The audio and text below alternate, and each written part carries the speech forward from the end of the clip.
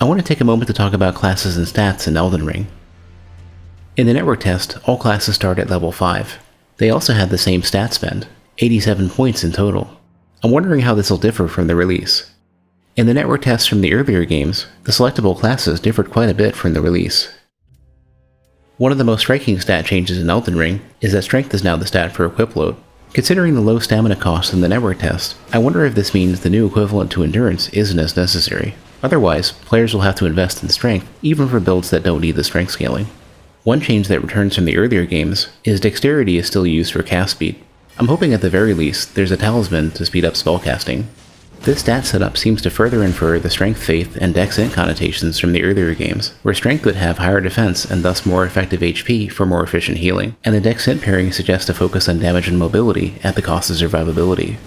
The lack of visible stat scaling for items in the network test might mean less build-specific items such as firebombs, throwing knives, and lightning urns. There is a section for scaling listed in the item UI in the network test, so maybe other items or late-game items might scale at release.